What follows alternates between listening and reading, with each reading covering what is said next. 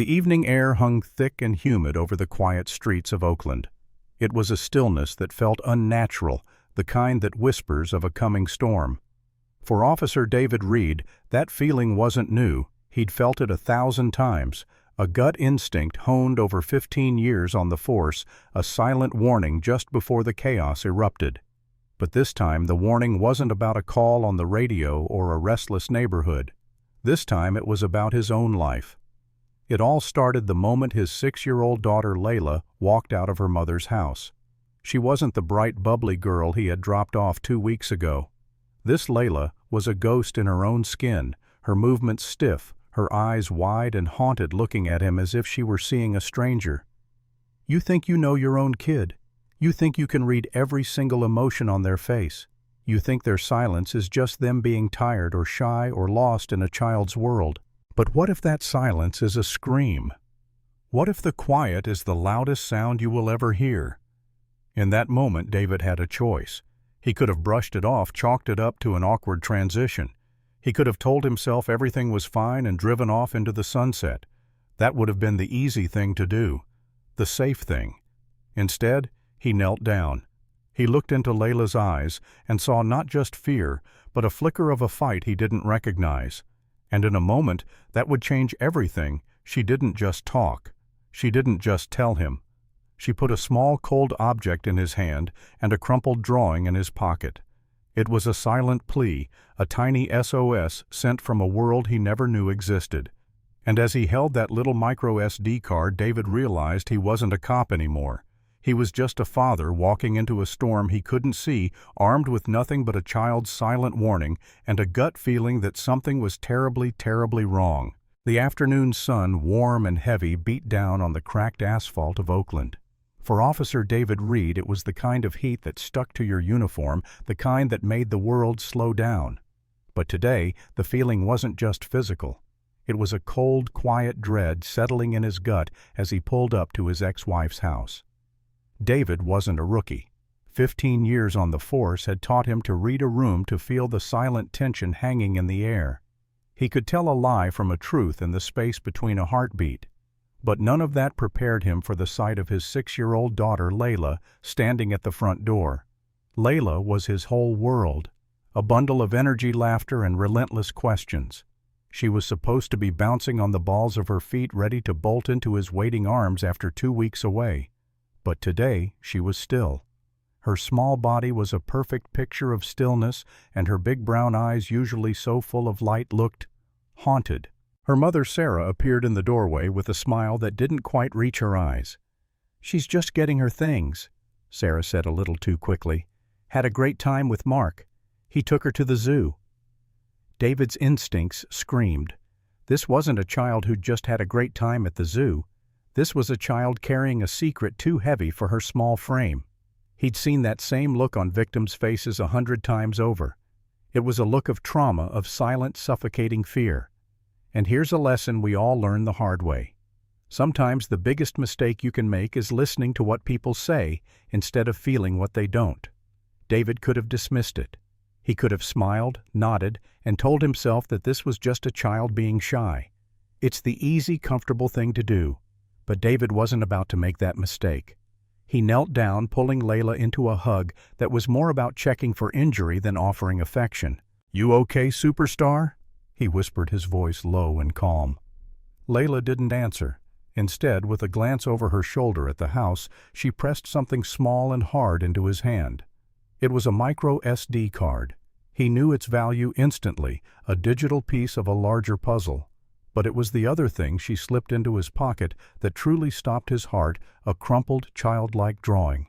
It wasn't a picture of a park or a playground. It was a jagged, messy sketch of 3 shadowy figures, their faces obscured with what looked like a blueprint of a room below them, a room with a single small window. The words "Blue Room" were scrawled at the top, and next to it the words "Scary Men."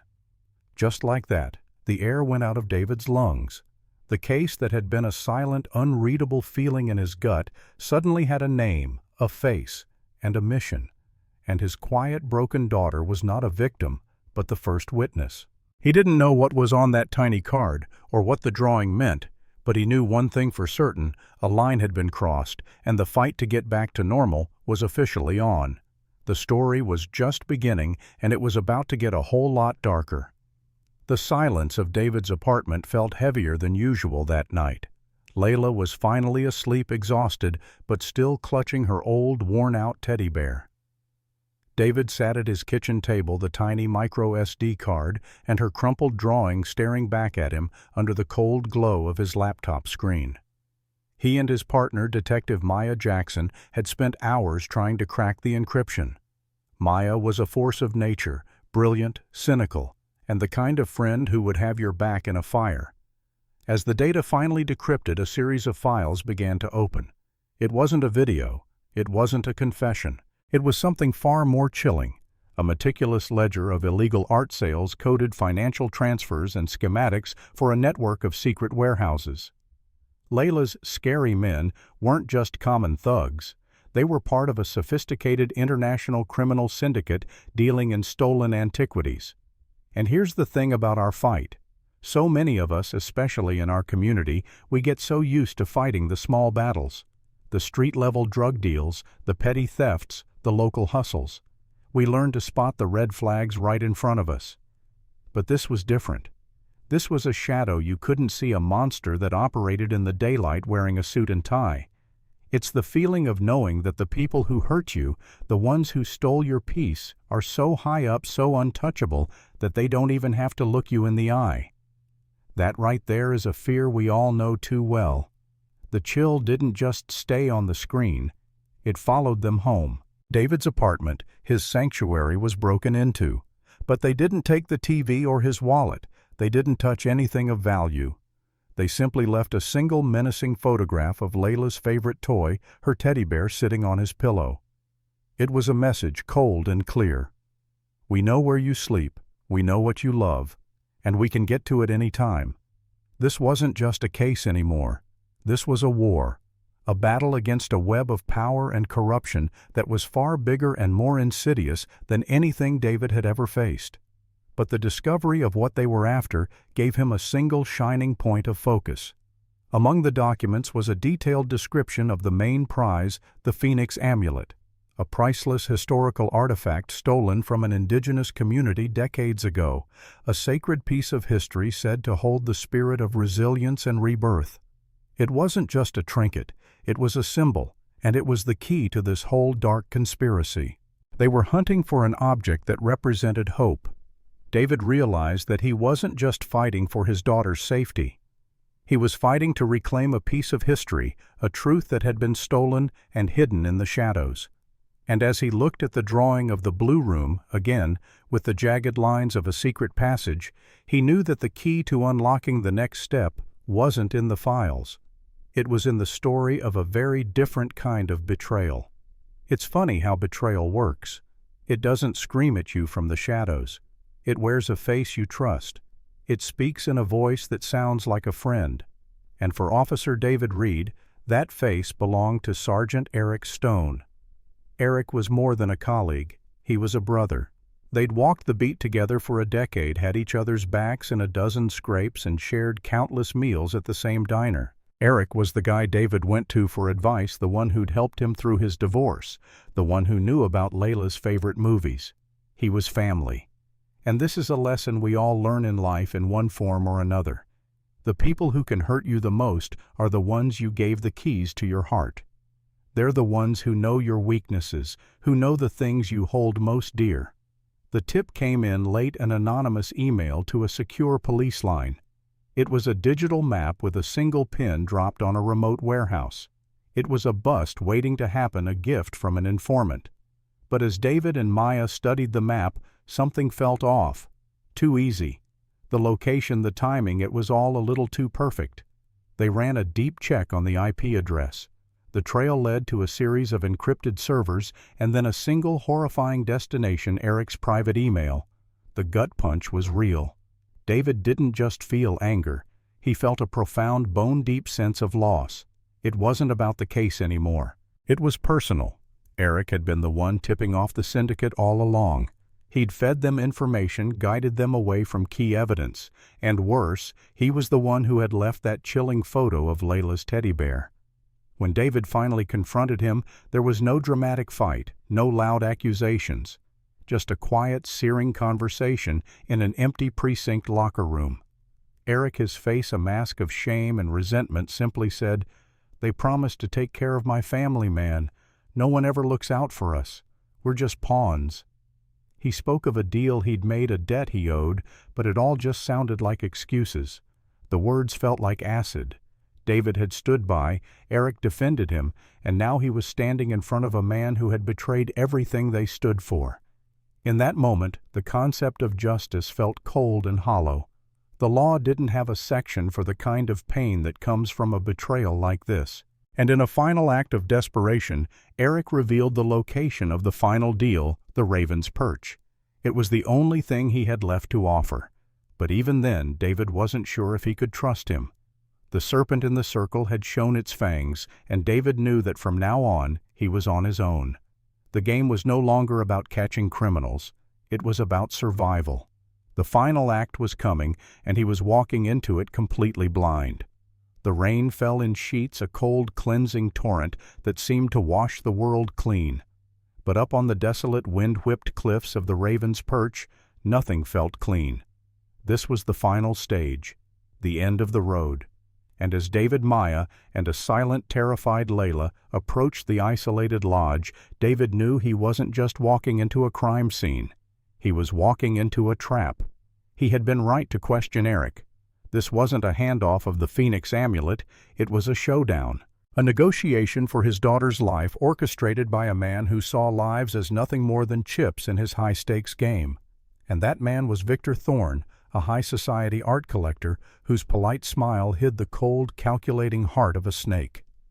Victor stood by the roaring fireplace, his demeanor calm and collected, as if this were just another business meeting. Layla was with her mother, who stood pale and terrified, trapped between two worlds, her new one with the criminals and her old one with David. And here's a truth that hits you when you're standing on the edge of the abyss. The people who hold all the power often have no idea what they're truly fighting for. Victor was fighting for an object, a piece of gold and stone. He saw it as a symbol of power, a way to rewrite history and bend it to his will. But David was fighting for a different kind of history, a future where his daughter could finally sleep without fear. The confrontation was quick and brutal. Victor, holding a small detonator, threatened to destroy not only the amulet, but also the lodge itself with Layla and her mother inside. David was forced to make a choice between his duty as a cop and his instinct as a father. It was a classic hero's dilemma, but David was never just a classic hero. In a move no one saw coming, he threw his own gun to the floor. "You want to make history, Victor," he yelled over the storm's fury.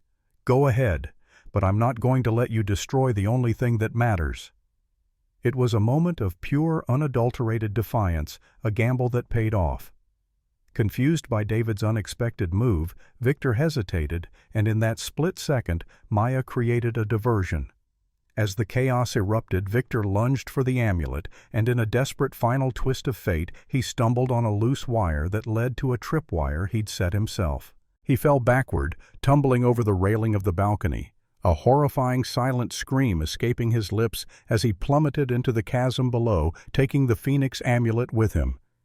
David, reaching out, managed to grab the amulet just as it was about to slip from his grasp, but Victor was gone. In that moment, David chose to save the priceless artifact over pursuing a broken man. He didn't win by force. He won by refusing to lose his soul. He had protected his daughter, and he had saved the amulet, and as the rain washed over his face, he knew the storm was over. But the healing had just begun. After the furious storm, there was a strange stillness. David's car rolled down the street, not heading back to the precinct to file a report, but home to a room that was waiting for him. It was Layla's room where nightmares had once taken hold. And this is a lesson we often forget. True courage isn't found in facing the monsters outside, but in chasing away the ghosts within. David had fought criminals, but the hardest battle was helping Layla find her peace again. Love isn't just a word, it's an action. David spent hours listening to his daughter, letting her tell him about her fears and what she had seen in the blue room. He didn't rush her, he didn't force her, he was simply there, a solid rock for her to lean on. A week later, Layla on her own took down the dark curtains and replaced them with glowing stars. The room that had once hidden her fear now became a safe haven filled with light. Layla no longer saw the scary men. Instead, she saw a glittering night sky that she had created herself. And in that moment, David realized that true victory wasn't about catching the bad guys, but about witnessing his daughter find joy, find herself again. The Phoenix amulet was finally returned to its community, becoming a symbol of resilience and rebirth. But for David, his true amulet was Layla's courage. In life, we often look for great victories, those moments when we defeat an enemy and solve all problems. But I've learned that true victory isn't found in those moments. It's found in the quiet ones, when you sit next to your loved ones and realize that no matter how chaotic the world outside is, you can still create a safe space for yourself and for those you love.